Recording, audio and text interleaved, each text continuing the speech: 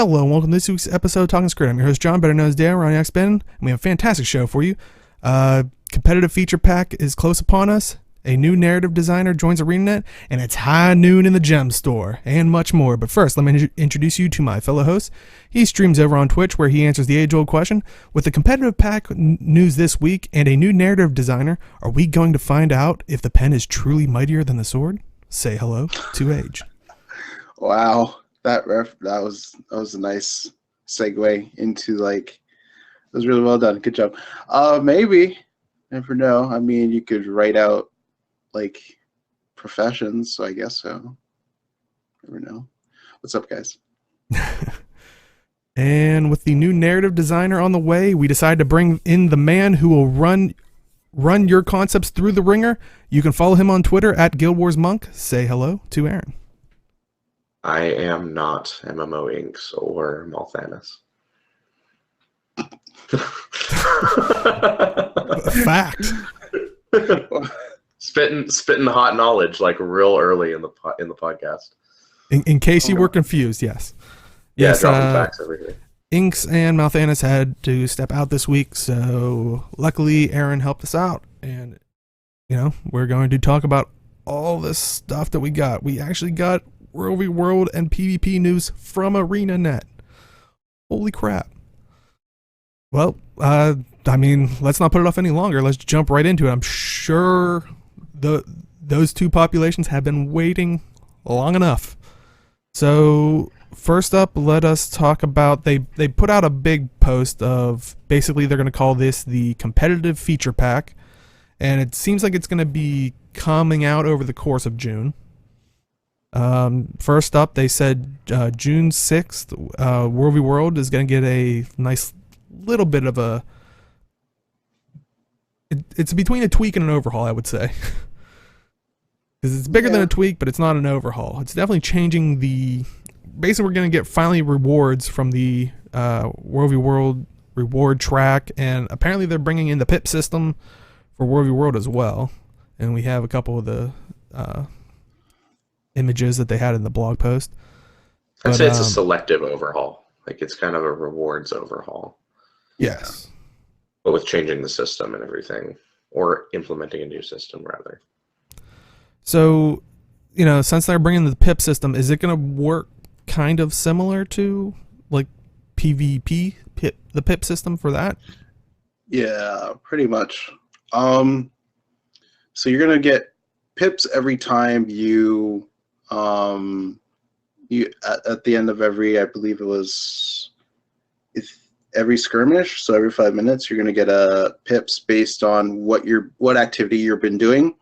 And it's important to note that if you transferred recently, you can't earn any pips until the next matchup.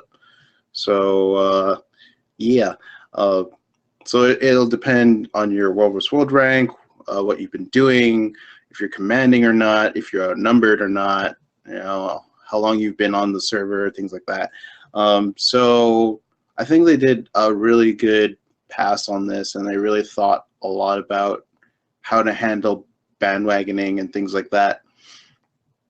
So yeah, I think it's a pretty decent system. I'm gonna be wondering how fast people actually reach the last skirmish reward. And I believe it's going to be a repeatable one, but hopefully, it's really good at the end. Kind of like how Byzantium is for PvP. But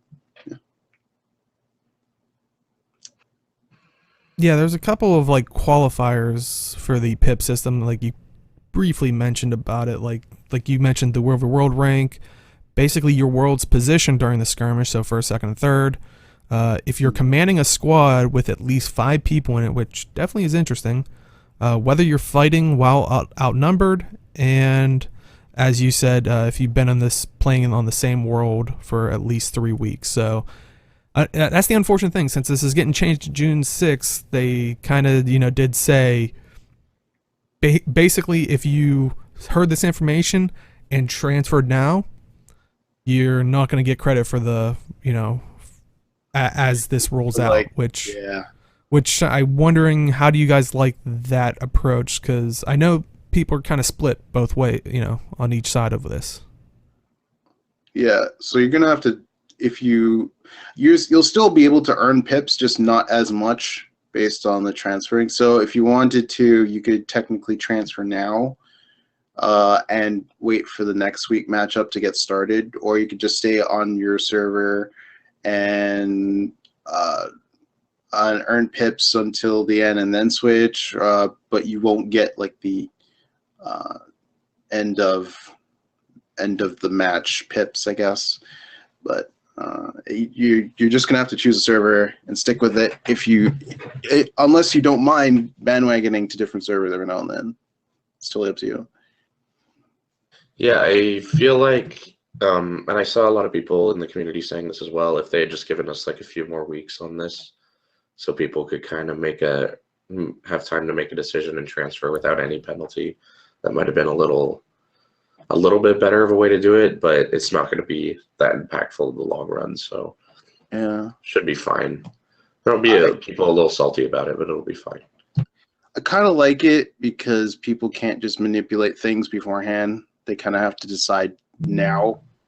So yeah, if they want to transfer, they're going to play at a little bit of a loss, because it does, like, I think, like you guys are saying, it doesn't negate like any of the pips you can achieve. This is just one aspect of how you achieve pips, from basically how the world is doing. But like we said, you still have your world rank. If you are commanding a squad of at least 5 people, if you're fighting outnumbered, but it sounds like you're just not going to get pips from the position and winning from that server. So it's not like you're not able to progress. It's just...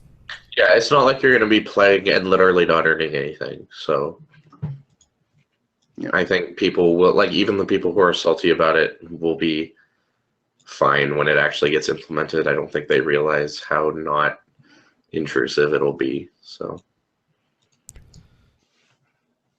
I know a lot of... Oh, go ahead.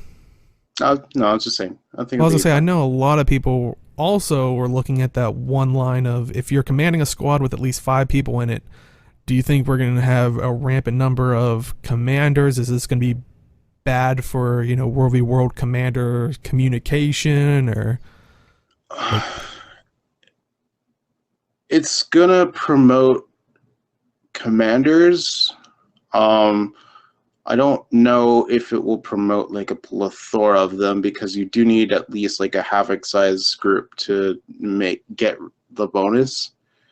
But I think the whole point of that was just to get commanders into the game and, organizing some way, in some form, and getting objectives as a group. So I think players are able to organize themselves well enough to where it won't be a problem.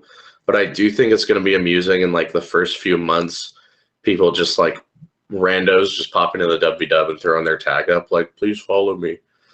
I think that's going to be amusing. But in the long run, I think people are going to, because the hardcore WvW community like knows their commanders really well. On each server, like, yeah, commanders are pretty popular, So I don't think people are going to be like, oh no, I'll just follow this random guy over here. No, the commander situation will probably stay the same for the most part. I don't think people care that much about the extra pips. I think they'd rather be winning as a server. Yeah. It'll be interesting to see what the numeric breakdown is for like the different ones, because I imagine like first, second, third is probably going to be like how we've seen them talk about the points, where it was like what 5, was it 5, 3, and 2, or I don't know. They've altered those so many times, like of how many points you at least got for your score. I can imagine it carrying over somewhat incrementally like that. So yeah, it'd be interesting to see what the breakdown is for the rest of them, like how many pips you get per world rank, or... But it seems like chat's liking the idea, because it's, like we said before, it's deterring people from, jumping servers at a whim. Yeah, I don't like it when people hop servers on the regular to always be on the best server, but I'm not against the idea of somebody contemplating a server change because they want to get more into WW. Like, let's say you never really cared about it, but with these changes, you might actually want to hop in, but your server is not really into it. I could see, like, I wouldn't have a problem with someone jumping onto a more WW savvy server. Just, I don't like it when people jump every 2 weeks or whatever. Yeah. Mm. Traders are scum. Yeah, I would like to see like a thing, because I remember during the tournaments, which we'll kind of get onto that and what's happening with some of that stuff. But when those tournaments came out, man, people were having alt accounts on, you know, competing servers and wasting people's siege and ugh. Dude, I like that though. Like, I like stuff like that.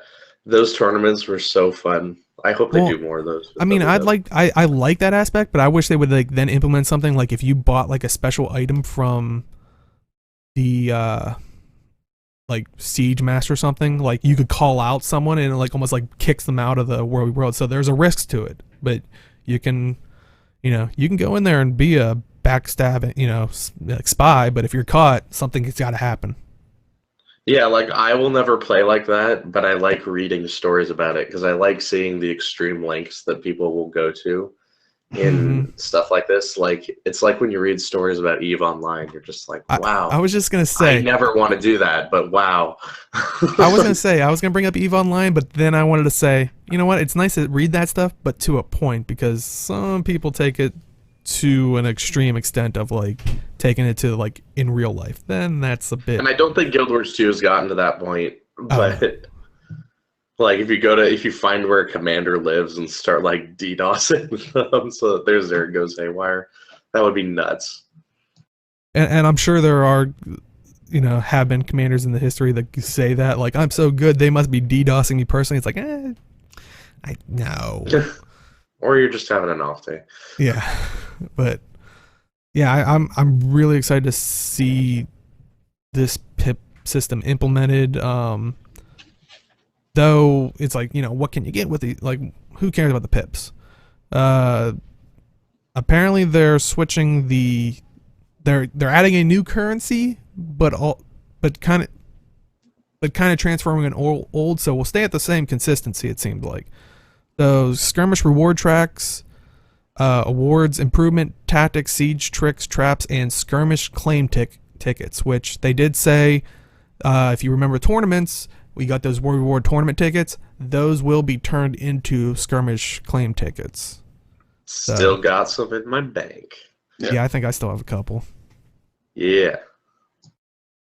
Yeah, and you can use these skirmish claim tickets to buy exotics and ascended tier 2 misforged heroes, weapons, armors, and more from the skirmish supervisor vendor. So, it's kind of nice that they say misforged heroes and then it kind of says weapons. So it sounds like you can still get like the stuff from the original tournaments, if I'm reading it correctly. Like, that's awesome because that's a really cool weapon set. Yeah, and I don't think you were able to get all of them, even if you got first every single time. I think the max you could have if you got first place, like if you were on Blackgate, you could have like 7 or 8 of them or something. Yeah. So, you know, now everybody can hopefully eventually fill out those collections and also the new stuff that's coming in. Pro tip: get your underwater weapons from that set because they look really good. And you get to use them, every once in a while. Until it's a sword. I'm just saying the trident and spear is so good. Yeah, I think I did get the trident, but they're also adding in their match history, so it displays war score, victory points, kill death stats throughout the match. So that improved LFG. So when you enter World World, the squad/party UI will list 3 squads and 3 parties listed in World World LFG. So hopefully that means you can hop onto into a squad a lot faster. So kind of like a hot joint for squads. Yeah. Yeah, it's pretty cool. That's a neat feature. Yeah. So, and hopefully that works, and hopefully that implements to, you know, maybe even the regular, you know, LFG for PvE and stuff like that as well. You know what should be part of this reward system? a consumable item that teleports you to your commander. Oh, that would be amazing. That would be amazing. Like, I don't care how much it costs. People would buy that. People would buy that so quick. Not on the Gemstore, in the WW reward system. But though, would that be kind of broken? Because then everybody could just like I could see it be nice, like if it's like, oh, I'm across the map and I can catch up, but like if one person makes it over there, it would be too broken. They never put it in. Yeah, I was gonna say. I'm just saying I hate catching up with commanders. Nothing worse. Yeah, I do too. I love it for that reason, but then I could see it's like one person travels across, and then way too broken. Yeah, it's way too broken conceptually for them to ever implement. But I'm like, yeah, they would have to make commander tags visible on the map and make shit that you can only use that if the commander's out of combat. Yeah, well, even then, because you can't be just teleporting back in the middle of a battle, or else nothing would get done. And like Netco's saying, like maybe have a long cooldown, or even have a long cooldown on the person. Like maybe that way it is used more so as a catch-up thing or get to the person. That way, you don't want it to be like, hey, there's only one guy, and then boom, 50. Because that would probably also lag everybody. Without portals. Yeah. Yeah, great. Rip Mesmers and WW. I mean, maybe throw that in for April Fool's Day. Why not? But Lord. That'd be a fun day. I would play WW that day. Just want Anarchy and Anarchy. Just give everyone like 50 of them and say, have fun. Yeah, and like chat saying, like bring jump pads. Like, yeah, that'd be.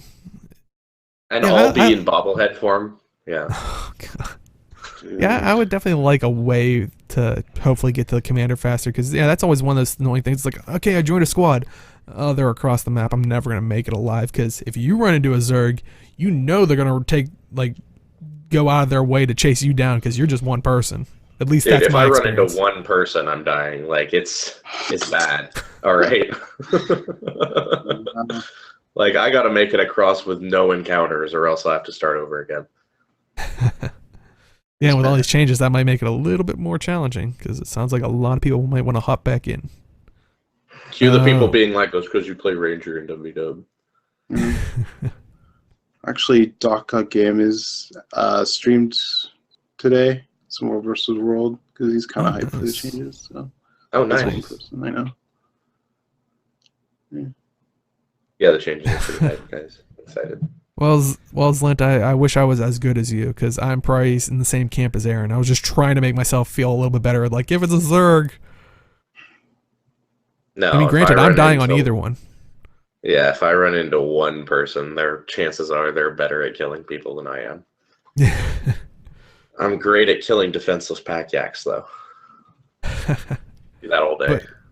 But some more of the reward stuff. They did say that there's going to be tier 3 armor.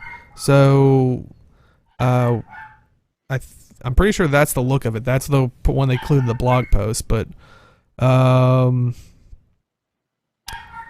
yeah, so apparently you have to create tier 1 and tier 2 before you can do the 3rd tier. So at least there's some cosmetic progression to it, which is nice, which maybe that could leave it open for just saying legendary armor. I would keep wishing on that if I were you. Oh, I will, sir. I will. Are you going to get the legendary WW armor now? Is that the one for you? I don't know. Probably not. But I like options. Well, when it comes to legendary armor, it has to be on the scale of like the difficulty of raid armor. So and there's just not enough content, I feel like. For World vs. World is actually really difficult, because it just really comes down to how much time you spend in World vs. World. So if you spend a lot of time in World vs. World, like that's the only way I could see them doing it, because you can't really do a skill-based thing, because if you like, you know, you could just be on like a really good server and win every week, or you could be on like a server that doesn't win every week, that type of thing. So it really comes down to just how much time you spend. So for someone who has like 1,000 ranking or something like that, then that would be a person who spends a lot of time in World vs. World, and I feel like those type of people are the ones who would get World vs. World Legendary Armor first. And for PvP, there really is no need for Legendary Armor, so there you go. Here's the thing: just set it so that you can only get it at rank 10,000. Just make it a rank 10,000 reward, and perfect. Or is the max rank is either 9,999 or 10,000? I'm not sure which. Yeah, but yeah. If they just put it right up there, people would be like, "Screw that! I'm raiding." Well, I was saying we were talking about it before the show, but Netco is asking as well, and that's one thing I'm even curious about is, you know, they're saying that each piece of the tier 3 armor requires a very high World v. World rank to purchase, which, do you guys have any idea of what that could even be? Like, any speculation on what number do you think is a good number? There's such a huge range. It's like, yeah. Is it, because what you have to ask yourself is it a high rank based on the average player, or is it a high rank based on like what's available? Because there are 10,000-ish ranks available, and a high rank in terms of that number would be over 5,000, right? But God, please let them do it. Many people, not very many people are over 5,000, right? So now you're thinking, well, in terms of the average player, like probably 300 plus is a pretty high ranking, but in terms of what's available in total, that's really low. So it has to be a rank that maybe like above average. It has to be something you can look at and not want to kill yourself. Pretty much. Yeah. Though I won't lie, if they do implement legendary armor in full, just for the joke, they have to make it over rank 9,000. So you have to achieve over 9,000. 9,001. Yeah. Yeah. Yeah. I mean, the average, I would say, like an actual average World vs. World player would have probably between 1,000 and 1,200.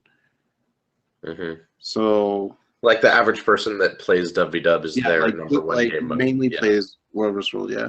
Mm-hmm. So, probably a little, probably under that. That's what I'm gonna say. Mm-hmm. Between 250 and 1,000 might be a good estimate. I mean, that's a huge estimate range. But and they did say that the tier 3 ones will be ascended quality. And also, the nice thing is, it's not going to require any crafting materials for tier 3. Yes. So, that is good. I think I read this somewhere. I can't really remember, so don't take this 100%. But I think it's tier 1. You have to actually, have those unlocks, right? Mm-hmm. And that's from the reward tracks. For the tier 2, you have to craft it, I believe. And tier 3, you have to buy it off the vendor. Okay. Yeah. Mithran's like confirming that for me. So tier 1 from tracks, tier 2 from skirmishes and crafting, tier 3, you need tier 1, tier 2, no crafting. There you go. Well, see, but since you need tier 2 to make tier 3, though, you need crafting for it by association, in my opinion. Yeah, I mean, as but once you get hates crafting, I can tell when they sneak it in there. All right. Well, I think that's the way they're saying it is between the journey of tier 2 to tier 3. But yeah, it sounds like you're going to need crafting for tier 2. But I wanted to hop back to what Mithran was saying. The problem with rewards for very high ranks is that we'll get the rewards that you would enjoy once you are mostly done with the game. That, unfortunately, is every MMO. I mean, technically with the raids. I mean, everybody says you don't need ascended gear. You don't need this higher ranking stuff. Like, you could theoretically, there's people that did it challengingly with, like, blues and greens on. Well, there's your challenging content. So why should we reward them with legendary armor if it doesn't make it harder for them? I mean, the logic is backwards on that as well. It sounds like they're making it harder for themselves. Blues and greens. the whole point of these systems is to one, reward world versus world players, but also get people into world versus world. So if you make it like 5,000, it's that people just won't play. It's look at PvP, for example. Season 5. You had free ascended armor basically, right? So that let everyone played pretty much for it. Season 6, they nerfed it to like a point where it was not worth playing PvP for it. So you had less people playing, and it was a significantly less population in Season 6. You need to find that good balance in between in order to still reward the people who play the mode regularly, but also get new people in as well. That's the whole point. Mm-hmm. Seems legit. Yeah. Well, and I mean, any other thoughts on the tier 3 armor and its acquisition? I would just like. I really wish they told us what rank you'd have to be, but I guess we'll find out. See, Yeah. Hopefully like that'll it's gonna be a high rank is just that's so blasé. Because I'd rather them tell us so that we could complain now, because there's going to be complaints. Here's the thing. I think they just like watching your show and seeing you guys complain on your show. So that's why they string you along. They're like, guys, talking Skritt this week is going to be dope. Oh, that's cruel. But I wouldn't put it past some of the devs at ArenaNet. Especially the ones that do the jumping puzzles. Yeah, trust me. But but Age, to go with that logic of if you want to start farming it now, just look at it as it's probably higher than what you have. Just start farming now. I mean, and at least it's not coming at the end of the month like some of the other competitive stuff for this, whole month. It's coming literally next week. So you don't have to feel bad like, oh, I farmed, kind of this whole week and it came out, instead of I farmed this whole month and I was already past it. Like, so I mean, yeah. Plus, I think ArenaNet will also incorporate that you actually have to get to tier 3. So there's that as well. So don't worry about it if you don't have the level right away. I mean, yeah. Just pop one of those birthday boosters. Easy peasy. Yeah, hopefully everybody's been saving their birthday boosters and WvW experience things, and but like we said, this is ascended armor. Maybe one day we'll get legendary, maybe, knock on wood. But we are getting a WvW legendary backpack / glider like every single other one. Oh, I just turned everything. There we go. And that's what it looks like. It is the Warbringer. It is siege themed. Apparently it emits flame when entering combat, and the first tier you can buy at rank 50 using skirmish claim tickets, which we talked about earlier. So what do you guys think of the Warbringer? It looks like a Char and a Mersat got assigned an art project together. Oh no, I can't. This is what they turned in. Yeah. Wow. I mean, it looks kind of like a fiery kite. I was gonna say it does remind me of that one that was in the Gemstore that was like the Shining Blade one, just not on fire. Yeah. It's more like a. I think it's okay. I mean, I if I were commander, I'd wear that all the time. But I'm glad they're also making a glider too, even though there's no world versus world gliding as of yet. But there are some world versus world players who do like play other modes, so it could be useful. And they did say that this isn't a hint at it coming in this release, because that was one thing that people asked. It is going to be a glider, but that doesn't mean WvW's getting gliding. So that is important to note. Yeah, I mean, I get these backpacks for the stat swapping, but the skin's not that bad itself. So I feel like it looks like something like it's one of the most intricate looking things they've ever developed for you to like wear.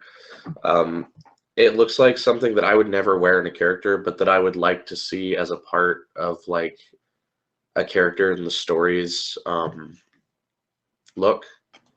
That's what it looks like to me, like something that a main character would wear. Looks, chat saying looks almost cape-like. Oh, don't do that to yourself, guys. I mean, it has tassels.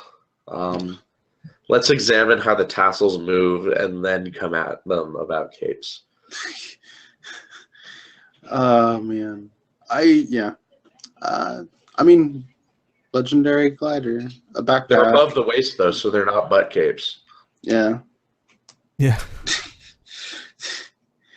Oh, we're gonna get into that, but yeah, that's good. Another back piece to work towards. Yeah. I mean, definitely gives carrot on the stick for all the worlders out there, and now all the, PVE players that are gonna probably jumping in. PvP players. Who knows? It's probably pretty exciting for a lot of WWers who've blown through most of the reward tracks. And they're like, I would like to do something new instead of restarting the same track over and over. Mm-hmm. Yeah. I personally like it because it gives me a goal to work towards, so I can decide, hey, I want to work towards the back piece, or I want to work towards the new armor and stuff like that. And you have access to Ascended armor finally in World vs. World, which is pretty nice, and Ascended weapons as well. So it's just another means to gear stuff for me, which is nice. And I do play World vs. World, so it's good. It also introduces people. It gets people into the modes. Now I know a lot of World vs. World people are kind of miffed about that, but let's be honest here. PvE players make up most of the game.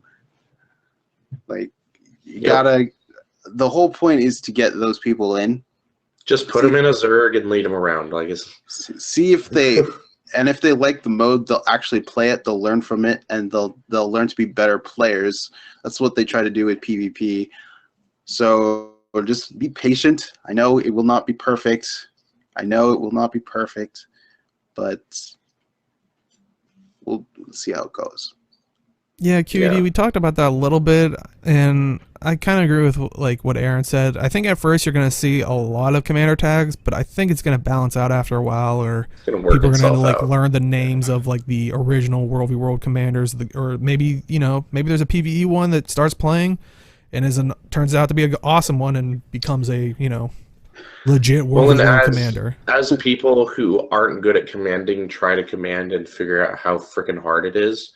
Yeah, they're gonna be like, oh, I'd rather just not command and follow the Zerg.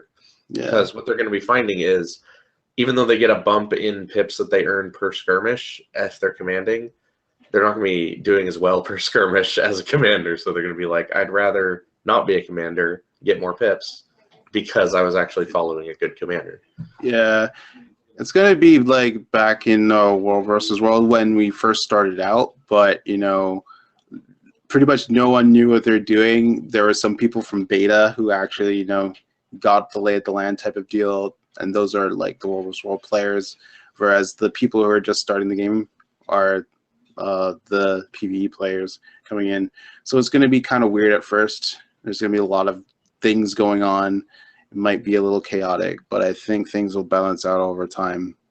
So, yeah, for sure. Well, let us shift a little bit away from World v World and look more closely and personally to some PvP. So June 13th, PvP League Season 7 will be underway. And, I mean, are you guys pumped about that? Or they really didn't tell us too much about, like, if any really big changes, but maybe do you think the balance patches are going to make Season 7 interesting? I played Warrior today. It was not fun. They really nerfed Headbutt. It's so slow. So, I don't know what Warriors are going to do. Maybe Signet of Rage type of deal. Greatsword is still okay. Arc Divider is kind of slow. So I don't know what Warriors are going to play. Maybe Longbow type of deal. Condi Revenant is pretty decent. I saw some Ventari Revenants too, which is kind of weird. I think, let's see. I think everything else is relatively the same. It's just different because of the sigils. I'm trying to think of any other profession that actually got changed that was significant, but I think that's it. Yeah, but things are relatively the same, and I just hope they fix rewards. Pretty much. That's pretty much it. Yeah, that seems like that's gonna be the biggest thing that's gonna have to. Oh man, you're talking to two of the biggest PvPers here, Aaron. I mean, this for real. Like, I'm just Deo and I, we're on a professional tournament team. Are you kidding me? Yeah. We go team. Oh, so you're gonna be doing the automated tournaments, which is coming after. Team Dolyak meet. Yeah. And great segue there, Age. June 20th. So if that didn't catch your fancy, the whole PvP League season, June 20th, they're finally, and should I stress this? Finally giving automated tournaments to PvP. So basically, we'll have daily tournaments with a chance to qualify for a monthly tournament. So all they told us was earn prestigious rewards. They did say custom arena map for 2v2s and new improved PvP lobby. So the lobby's getting a nice little facelift, sounds like. Yeah. The automated tournaments thing sounds really good. I know a lot of people have been asking for it for months now. So I'm it's kind of glad that's coming in. Excited to see what people will do about it. I know some people who are on some high-level PvP players who are on hiatus. So they're gonna take a look at this and see what happens with it. Bless you. Yeah, interested to see how it goes. Prestigious rewards kind of interested me because I think that might be like one of the original legendaries and things like that. I think it's around that type of ballpark or when it comes to rewards, unless it's something else entirely. Custom arena map for 2v2s. I know 2v2s are kind of a thing, but ever since ESL kind of dropped there, we haven't seen much news about it. I saw one tournament hosted by someone. That's about it. And new improved PvP lobby. So hoping it kind of condenses things a little bit more into. Yeah, it'll be interesting to see a new layout and how they construct it. I am curious about the new lobby. Does that mean that there's going to be no more Heart of the Mist? I think it's Heart of the Mist. It's just that it's revamped. Revamps, yeah. Okay. That's all. I wasn't sure which they meant. I was like, that's kind of confusing. Yeah, maybe they'll put NPCs in nicer areas so that you can have better access to them. You can access the golems without traveling 50 feet away, things like that. So, or jump pads to them. There you go. Boom. So they might actually build it for convenience. That would be cool. Yeah, and we have gliding in there, so make use of the gliders and stuff. I like it. Maybe QED. I mean, I'll never be in there, but I like it. I'll go in there and go, ooh, look, new lobby. Oh crap! I accidentally queued. Yeah. I'll go in there, look around, this is nice, and then I'll leave. I like what they did with the rubble. Yeah. Yeah. So hopefully we get more. Unfortunately, they really only gave us that extra blog post about the World rewards and stuff like that, since it's kind of launching next week. So hopefully, during next week we'll find more about maybe changes of League Season 7, and then maybe the week after more about the automated tournaments, and hopefully more of the prestigious rewards and all that stuff. So hopefully this month, there's a lot of hopefulness in this coming up month, if you can't tell from a news standpoint. So yeah. I will say the World vs. World thing is good for rewards. It gets people in. It doesn't fix some of the the changes that they need, but I guess that's expansion stuff. But it's good to get people in or get interested in World vs. World again, which is nice. PvP changes are really good too. It gets people interested. So we'll see how it all pans out. Awesome. Is there like anything that you guys think need to be changed from all this stuff? I mean, Aaron, I know I'm kind of like, what would make you get in there, Aaron, into PvP? Or are you just not a PvPer? If it was, if everybody suddenly just was awful at PvP and I could kill, I would start PvPing. I would be all over that. I would be like, yeah, this is great. But as it stands right now, I probably won't do that because I get murdered in PvP. So you need ArenaNet to put in an I win button. So ArenaNet, come on, where you at with the I win button? Put in the I win button, then I can just jump in, grab that legendary back piece real quick, and get back out. Wow. Age's disappointment is palpable. I would change rewards in PvP. I just don't see. I can get into a whole discussion about the crafting thing, so I just won't. But make changes to the rewards. On a serious note of what he was just saying, if they change the rewards in a way to where I can make some steady actual gold from doing PvP matches at a reasonable rate, that might catch my eye, to be perfectly honest. Like fractals, or? I mean, I don't think they'd ever make it on the level that you can make money in fractals, but no, like you can technically make like 10 gold a day in fractals, right? At least. If you could do that in PvP, would that interest you? Maybe, yeah. Like that might get me in for like a few matches. Interesting. And I wouldn't mind seeing the Zacian return, especially since they kind of threw that stuff in the Black Lion chest. I mean, granted, it's connected with Balthazar and all that stuff, but you know, maybe that means that there's a return of the Zacian, you know, order. But yeah, hopefully we'll have more to talk about there. But you know what I want to see in PvP? More story. Like the Zacian, all that stuff. Speaking of story, I would agree with you. I'm sorry.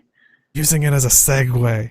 So PvP players, when you're typing the comments, that was segue purpose. That was now ruined.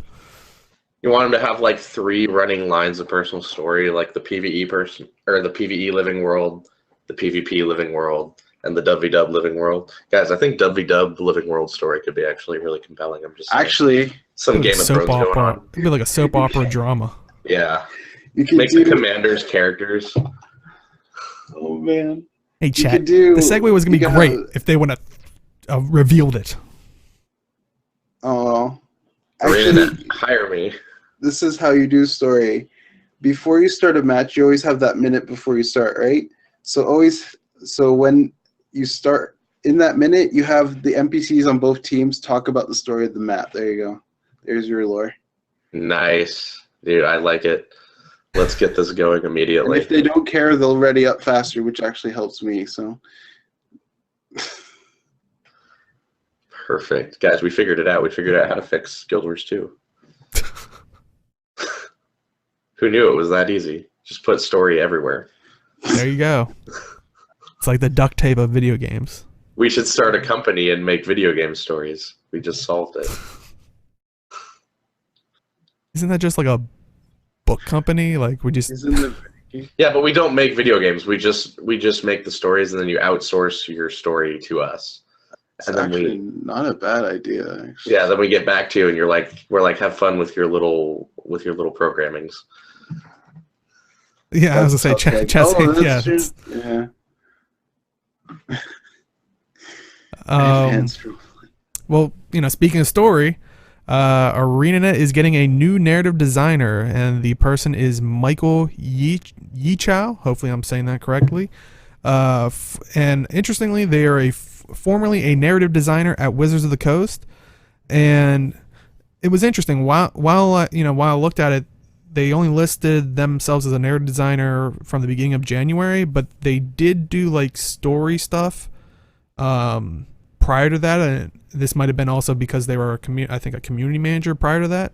So they were probably just dabbling and doing what they could that probably got them the narrative designer. But we'll probably link in the YouTube comment or in the YouTube description, like to like the list of the some of the stories he came up with and or design or implemented, and a lot of them seemed really good. I mean, but I'm curious, what do you guys think of a new narrative designer? Are you worried, excited? I don't know what he's worked on, so I'll let Aaron go first, and I'll talk afterwards. I don't think any amount of new narrative designers can fix Flashpoint. Oh, I think it's Flashpoint's over. So I think no, but it's irreparable. It's irreparable damage. It's like if when you. That's kind of Flashpoint, isn't it? We might have during after show. We got to talk about this because this is I think the first time I got to talk to you about it. I really thought you'd love Flashpoint. Like it was I thought it was everything that you kept saying you wanted. I haven't played Guild Wars 2 since I streamed Flashpoint because it just hurt you that badly, eh? Yeah. So and now I feel like they're trying to patch this hole that they've made in the game with new people, and I don't think they can. I don't think they can save it. It's over. Yeah, I don't know what this. I honestly, I'd have to do research on this person to know what he's done, but I guess we'll see. I mean, what is this person going to work on? Probably not episode 6 because that's probably already in the works. Oh no, because I think he did say he starts at the beginning of in June. So I'm pretty sure everything's pretty finalized.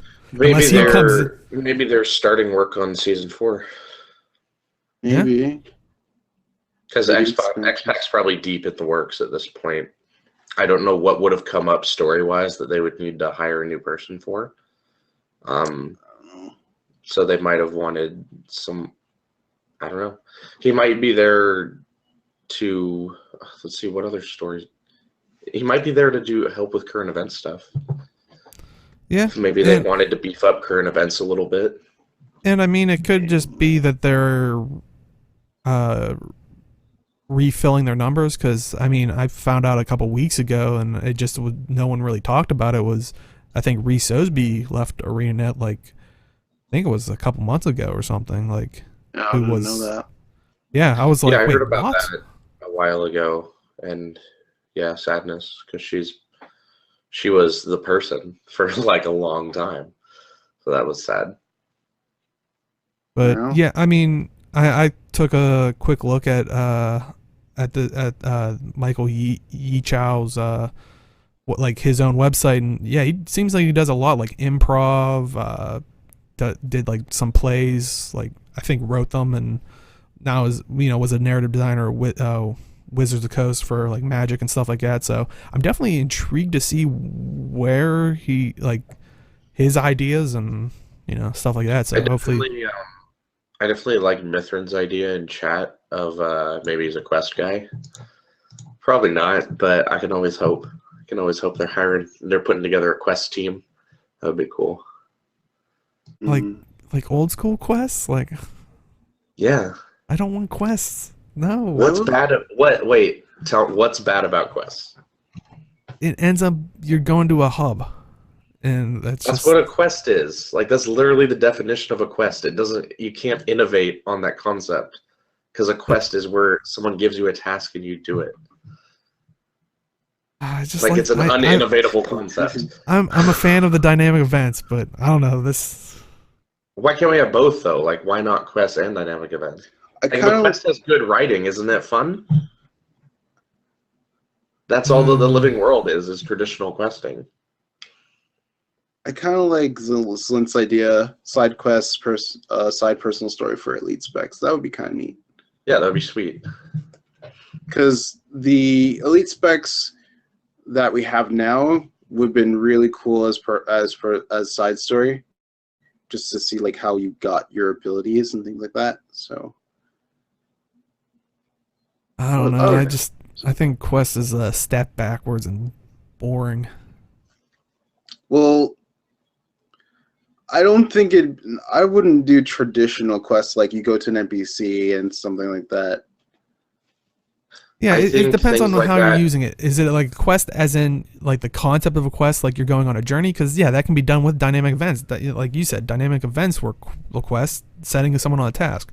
Or are you talking about an MMO quest where it's like, go to this hub, pick up 10 things, run around that surrounding area, collecting No, bear because asses, and then you come don't need to back? hire a writer to collect bear asses. Like you don't need to do that. If they hired an actual writer to work on questing, that would mean that each quest would be a story within itself, which I think is where traditional questing is strong. It's strong in its ability to tell stories, but there's no reason you can't have good encounters as part of a quest, which is what we've seen in Living World.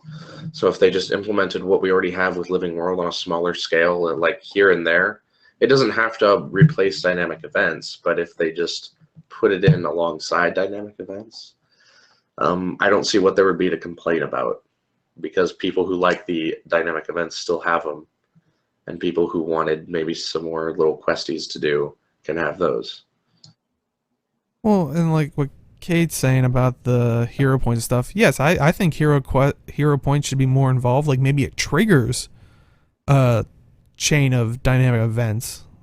And because I honestly, the things that you're talking about, I've seen with the dynamic events, but the problem is you can miss them if you're not there, which that is Which the is one what I hate drawback. about dynamic events. Yeah, I So mean, and that was their I goal of hate a living missing them, world. and I hate waiting for them to start. Those are both no bueno. I think you guys just want current events, really. I think that's like kind of the bridge. Current events aren't enough in terms of story content. So like actually a perfect example of what I think would be good to continue with was the Kalidbolg thing. That was great. I really liked the rebuilding because that was a quest, is what that was. You did it through collections, which I kind of don't enjoy very much. But if they had us do the Kalidbolg quest through more of what they do with Living World, oh, that would be like the sweet spot. I would love that so much. The Kalidbolg thing was awesome. I wish they do more stuff like that. And if that's like what they've hired this guy to work on, I would like that. Did you enjoy the Calbold quest, Dale? Yeah, I did. You see, and that's the thing. Maybe I got triggered when you say quest. I think of WoW, but if you're thinking of quest as in like just people using the word quest as like a journey, like I said, I think the event like dynamic events have done that, and like Chad is saying, I think they've already kind of moved in that direction with some of the story stuff where someone talks to this guy and it triggers the dynamic event. So it you Like I don't like Baras's quest any more than anyone else does, but World of Warcraft and Guild Wars 1 both, and a lot of MMOs had plenty of traditional quests in them where you talk to an NPC, they give you a story, and that's the setting for the quest, and you complete a task within the setting in the context of the task that NPC needed done, and you come back and talk to them some more. It can be that formula can be built into a good story if you focus on it properly. I think we kind of need to rename quest for what the Calbold thing was. We kind of like, I need a new name. It was totally a quest, though. It was a quest to rebuild Kalidbolg. It was like the dictionary definition of a quest. Yeah, it's the dictionary definition of a quest. It's just not the MMO definition of a quest. Yeah. I just don't know why the word quest is such a pariah, because that's what a quest is. You get a task and you do it. Well, and I'll have to agree with like what Kate is saying and stuff. Like WoW, yeah. I mean, I go back to WoW, and WoW did have great stories in some of their quests, and kind of, like Mithrin was saying, or no, it was Lint and Mithrin to extent was, yeah, there were some solid quests, but there were a lot like every expansion I So dug there's through a lot of poop. filler. And what I'm saying here is if they put together a small team for current event style quests, we would be getting less quantity, more quality with the quests. So you'd get some really good little questy things. But no, you're not going to walk into a map and there's going to be 15 freaking quests you have to complete. There might be like 3 or 4, and they might be a little more involved and a little more dialogue heavy than what you'd see in WoW or something like that. So so it's not like in WoW where there are quests all over the place. You choose whatever. You killed 10 things. You collect 10 things, 5 things, whatever. You want more of quests where they bear some significance to the story or lore of Guild Wars 2. Yeah, like the presence of the druids in the new map would have been a perfect opportunity to put some quests in and explore that lore through questing. And they didn't do that, which was a bummer. But, things like that are how they could move forward with this if they decided to put a team together for it. That's an interesting idea, because I kind of like the idea of just having that side, it kind of like ties up loose ends for some things, or we go back to like things that have an impersonal story, and those could be types of content we could go through. I kind of like the idea of that, as long as we get like some significant, good dialogue. It's not boring, mundane task. Then I think it'd be okay with me. Mm-hmm. And honestly, with Kate saying the hearts, the hearts, I always look at them, consider them rep of WoW. You're doing the boring, stupid task to achieve, their happiness so you can buy something off of them. Now, dynamic events, early on, yeah, there's some tedious ones, but that's any MMO where, granted, where they're trying to teach you the mechanic. Later on, they still do sprinkle in like the collect this or collect that, but I don't know. I think I felt like they got better with the dynamic events as it progressed through the zones. But here's the thing about dynamic events, though. There's no dynamic event in the game that doesn't fit into a category that traditional questing already occupies in other games.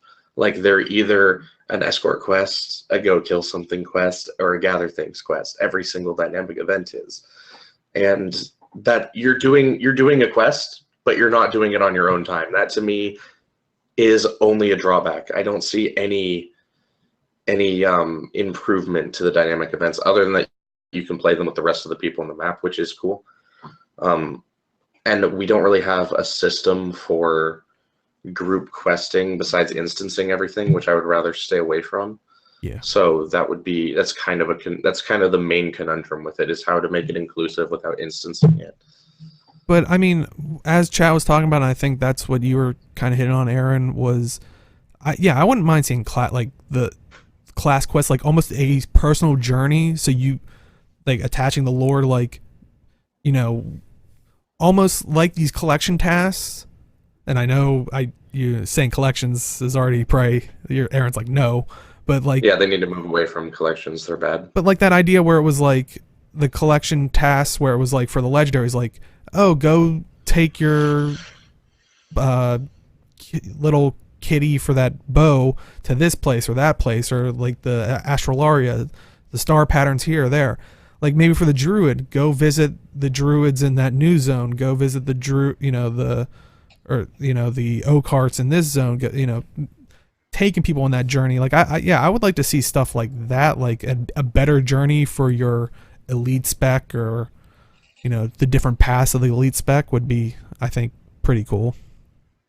That way you can. Yeah, no, I think elite specs are a great way to try and explore that concept. People are clamoring for more lore around elite specs anyway. Yeah. Which I don't really care about, because Guild Wars never put too much lore around the professions, but they do a lot more in 2 than they did in 1. Like in Guild Wars 1, it was just like, yeah, they're like, it's a video game, you need professions. But in Guild Wars 2, they're like, oh, Mesmers are the coolest. So, yeah. I still remember like the one thing that they never talked about after the first time they implemented Guild Wars 1 was the reason you had the, 8 skills, was because the powers were supposed to be on in a ring on your hand. Like that was supposedly like the original concept of it, but it never really Yeah. showed up in the story That's or anything cool ever again. concept, actually. Yeah, that's funny. Like I remember hearing that in an interview. I was like, "Oh, that's interesting," and never heard of it again. Haven't they since retconned the lore that the reason you can only have 2 professions was because of the Bloodstones? I think That's so. not a thing anymore, right? Because I always thought that was kind of dubious. I was like, that seems a little shoehorned. It's like, just accept that it was game balance and move on. Yeah. Dynamic events integrate story in the world, whereas traditional quests just had story narrated to you, like reading a book. Yeah, and I think that's why, like, Dynamic events don't integrate story. They have dialogue and they have gameplay, and they're separate things. They like doing things in a dynamic event triggers dialogue the same way it would in a quest. They're just quests that you have to wait for. oh man, I don't know. I hope either I hope in the expansion they come up with something to entice people, because who knows, but. Like that's why I still like playing. That's why I like single player RPGs, because I like doing quests.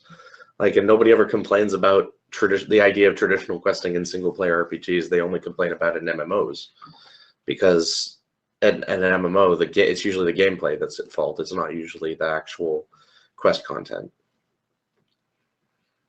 Like WoW, for example, is an unplayable game. That's why the questing sucks. Well, I was gonna say it's interesting because if you look at it, there are games like that I guess kind of have dynamic events to the best of the abilities, because it's even like in this game they're all on timers, but Dead Rising was like that, where you couldn't miss an event if you weren't there in time, like, or at that spot in time. And I mean, there were some people that loved that. Weirdly, I wasn't a fan of that, because I think in a single player experience, I want to experience everything. But in an MMO, I know eventually I'll get around to it, except for the original living story stuff that they had. But I don't know. yeah, I don't think adding traditional questing could hurt the game in any way. I think it could only benefit it.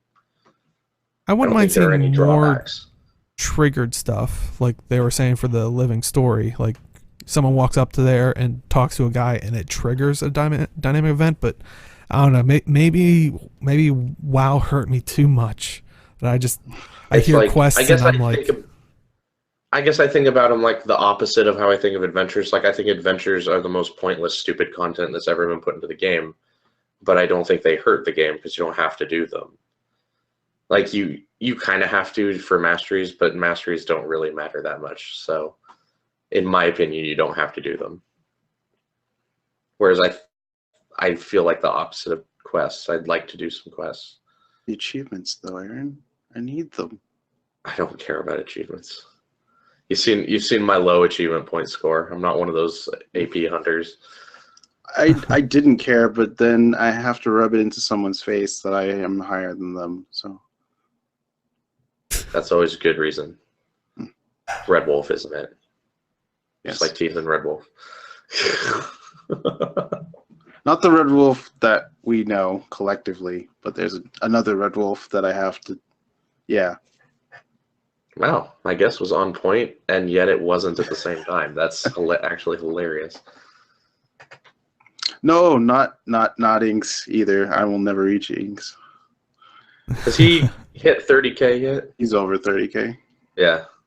He's in the 30K club. He's like 31 something. Nice. I'm rocking the 16. That was cool like a year ago. Like 16,000 was cool like 1 or 2 years ago. Now it's like you got to do better. Well, yeah. I think the one thing that we learned from this whole discussion is Michael Yichow. I hope you know what you're getting into, because boy, oh boy, good luck. Just like you better make me happy.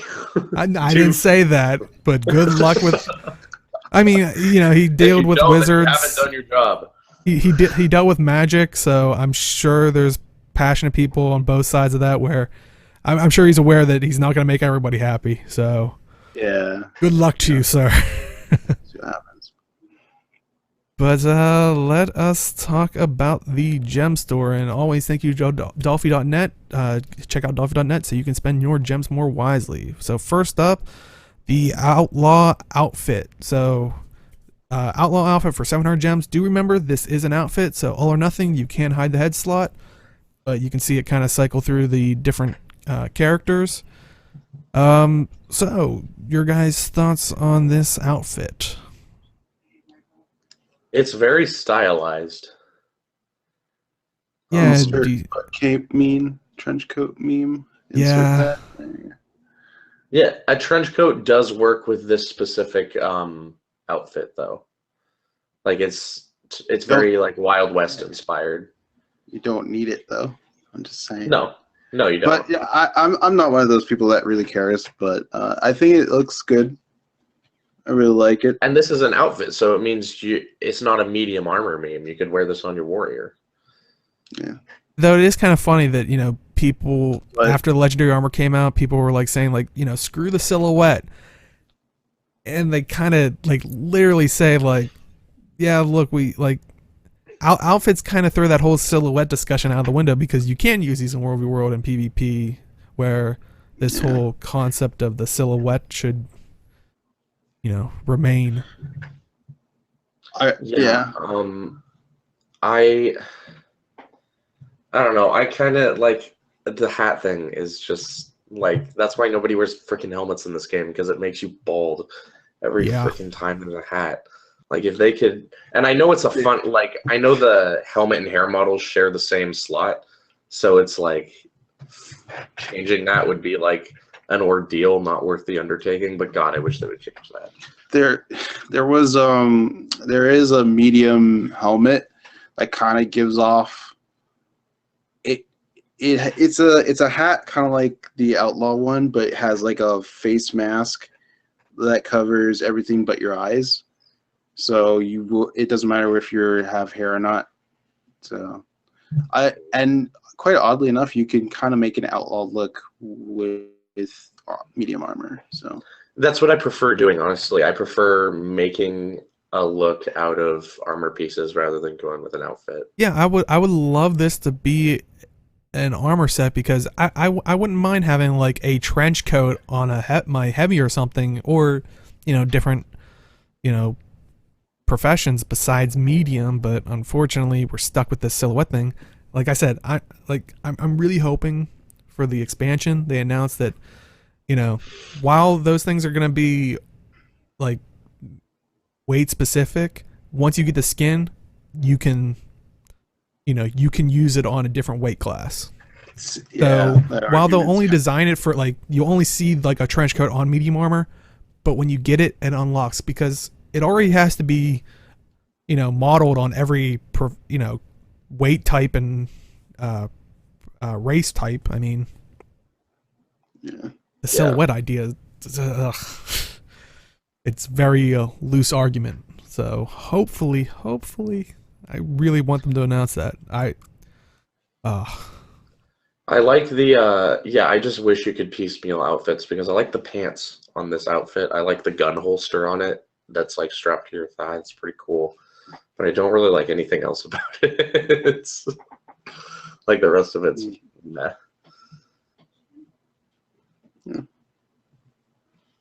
But yeah, come on, Fashion Wars.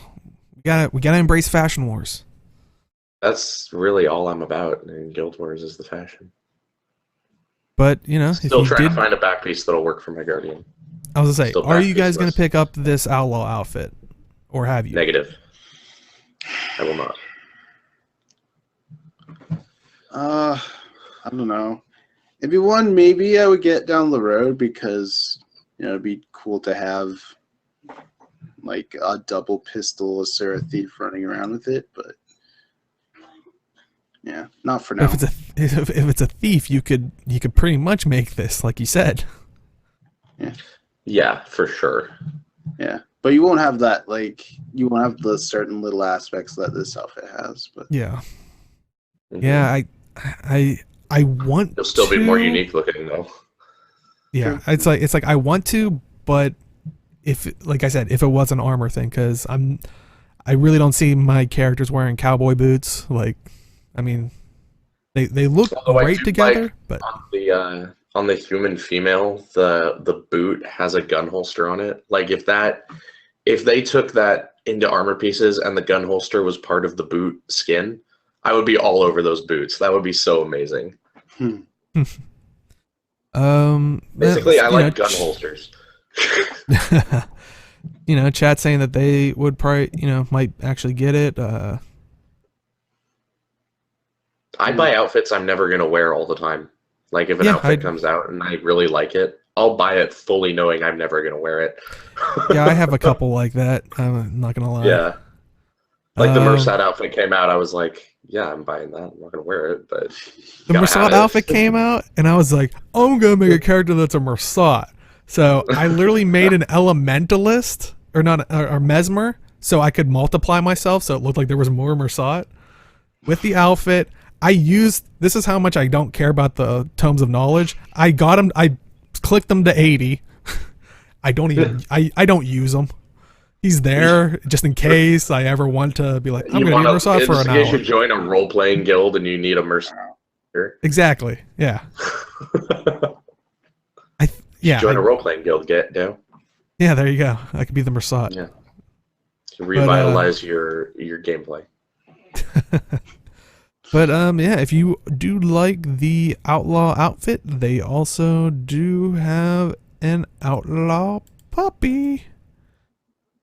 And you can see right here, this outlaw puppy is 400 gems. It is a pet, so once you learn or put it in your wardrobe thing, you can put it on that box and it'll come out whenever it can. Geez, I look over and I just see Chad go, kill!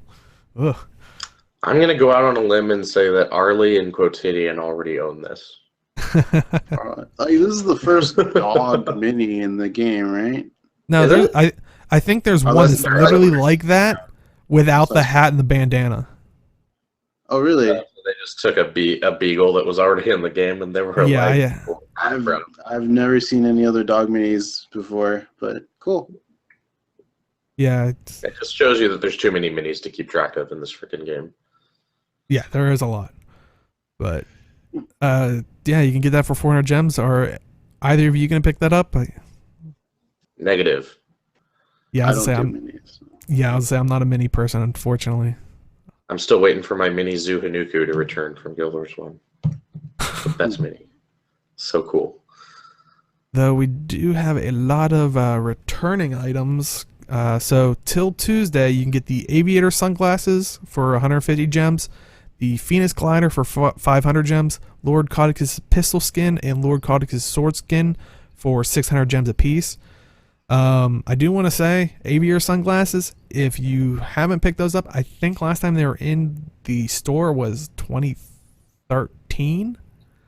So I think they made a return recently, but it was months ago. Like they're very infrequently in the Gemstore. Yeah, definitely. If you want the Aviator sunglasses, definitely pick them up. Okay, yeah. So chat's saying 2016 for a week. So yeah. You should pick them up in case you ever feel the need to look like a douchebag. Yeah. No, oh damn it. The worst part is, I was just gonna say, Malthanis' character uses them. He'll have words with me later then. I was making a Top Gun joke there, but it's. Aaron took it and ran the other way. Are you gonna say if you ever want to ride into the danger zone? No, I was gonna say the Need for Speed. Yeah. Yeah. And then I was gonna go into the danger zone. Danger zone. Something danger zone. Oh man. Well, Thanos uses them. He's in the danger zone. I think he's gonna put you in the danger zone. Probably, yeah. So there's some more returning. Those are till Tuesday, but till Friday you can get Noble Follies Pass and the Lava Lounge Pass. So it's basically a nice quick way to get all your resources in one area, like crafting different crafting tables, a portal to each of the main cities, Blackline, vendor, basically all the amenities that you'd want. You get the episode for Rising Flames if you buy the Lava Lounge one. Oh, nice. Yeah. So if you don't have that, it's pretty decent, I guess, if you want the Lava Lounge. Yeah. Yeah. Also, they did say that there are some Blackline weapons sets that will be leaving soon, so definitely pick those up if you want them. And they are the Dream Thistle, the Tempest, the Gallant, the Soaring, the Dominator, and Duena sets, which, if you don't know, the way to get those is you basically, from the Blackline chests, you can get scraps or full tickets, and basically those tickets allow you to purchase throw those. money at ArenaNet, essentially, to get those. Or do a lot of key runs once a week.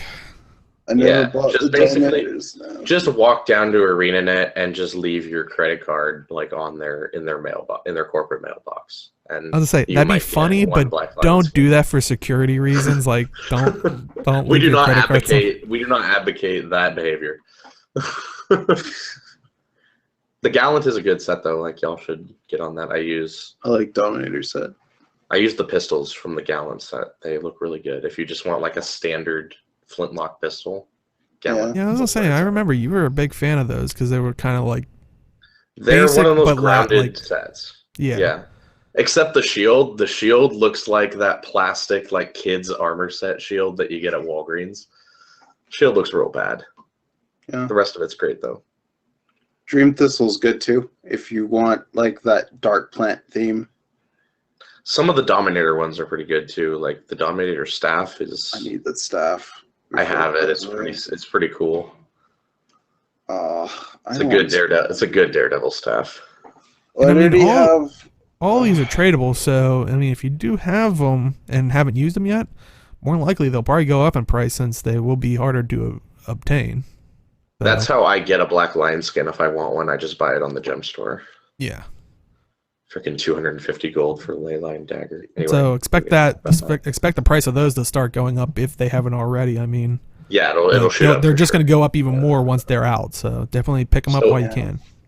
Well, yeah. So if you farm keys, guys, farm up a skin and then wait till they go away and make a juicy profit. Yeah, it's bad. I'm making legendary armor still. I'm like under 200 gold away for that, and then I have to make the Wolver's World back piece. This is not bode well. Wait, so if you farm up a Black Lion skin and sell it, though, there's that 200 gold gap closed right there. I just solved your problems, H. But I want the Dominator staff skin. This is the problem. Oh, man. Sacrifices. Yeah. Feels bad, man. Yeah, it's artificial scarcity. That's, I mean, how any MMO really is. I mean, I'm making one right now. Carry me through Carnhart, and I can make it. Does Inks mean that he's actually physically crafting, like putting stuff in the Mystic Forge at this very moment? Be surprised if he tweets me 2 minutes later. Yeah, it's historic.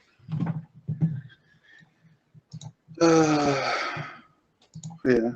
I'm just lazy. I just need to get Carnhart and then money, and then it's not the money's not the problem. Carnhart's the problem. Yeah. Whatever. If I ever really need money, I just sell my Ectos. I can walk you through there because I'll hop on my guy that looks like a Mersat because I did all that stupid stuff just for the sake. That'd be great if you went in with the Mersat outfit on and everything was just friendly. The whole run. You just walk through and get all the achievements as he walks through. Secret achievement. Oh man, that'd be amazing. I need to try that now.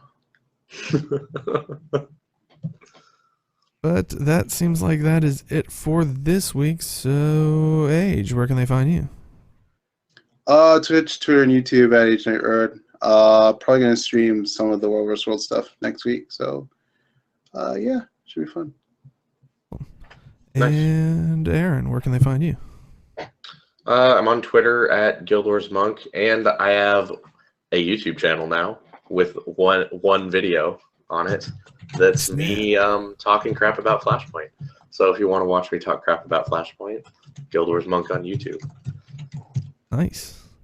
And you can find me at simply_Dale on Twitch, Twitter and YouTube. Probably more so Twitch, just depending on time schedule.